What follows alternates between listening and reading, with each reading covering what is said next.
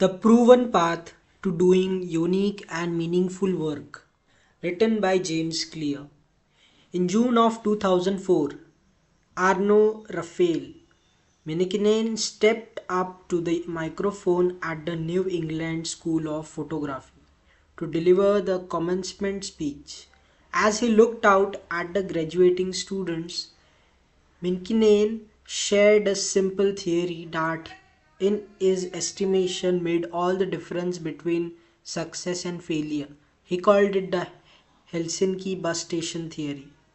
The Helsinki bus station theory. Minkinen was born in Helsinki, Finland.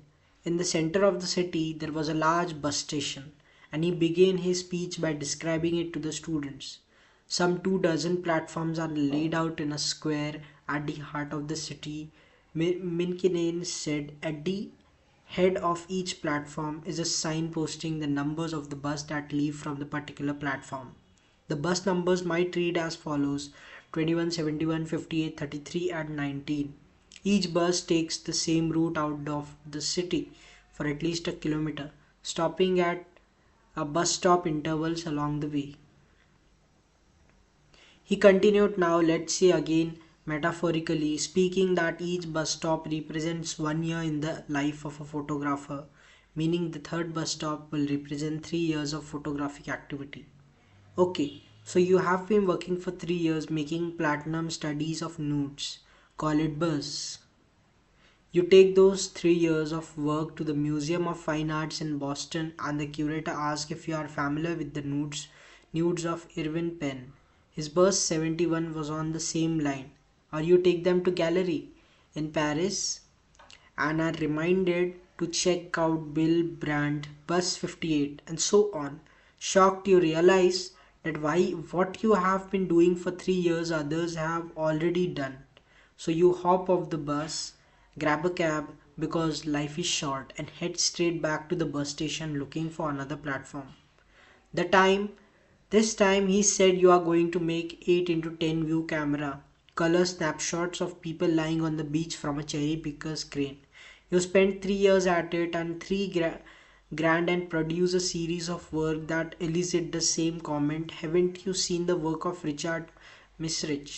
Or if they are steamy black and white 8 into 10s of palm trees swaying off a beach front, haven't you seen the work of Sally Mann? So once again, you get off the bus, grab the cab, race back, and find a new platform. This goes on all your creative life, always showing new work, always being compared to others. Stay on the bus. Minkinen paused. He looked out at the student, asked what to do. It's simple, he said, stay on the bus, stay on the fucking bus, because if you do, in time you will begin to see a difference.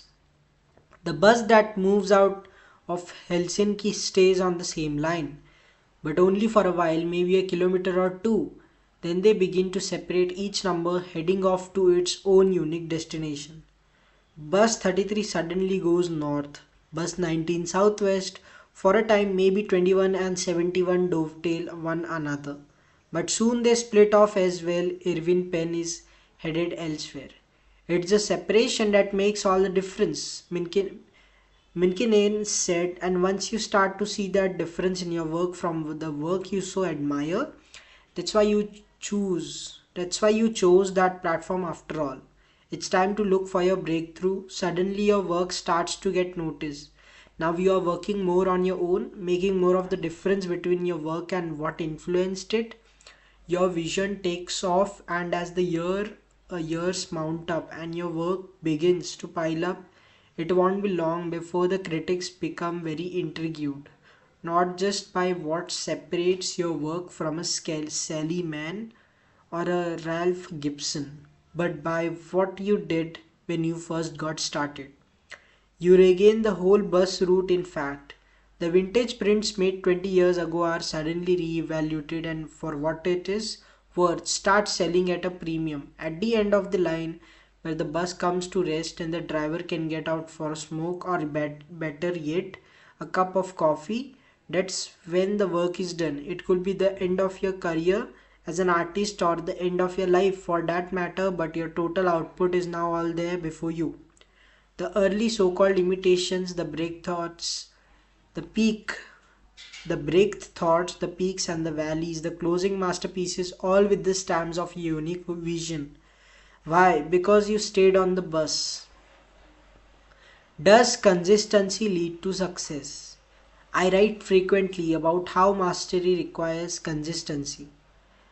That includes ideas like putting in your reps, improving your average speed, and falling in love with boredom. These ideas are critical, but the Helsinki bus station theory helps to clarify and distinguish some important details that often get overlooked. Does consistency lead to success? Consider a college student. They had likely spent more than 10,000 hours in a classroom. By this point in their life, are they an expert at learning every piece of information thrown at them? Not at all. Most of what we hear in class is forgotten shortly thereafter. Consider someone who works on a computer each day at work.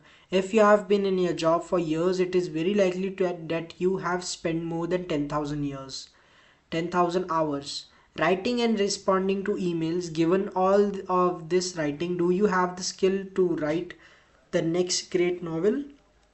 Probably not. Consider the average person who goes to the gym each week.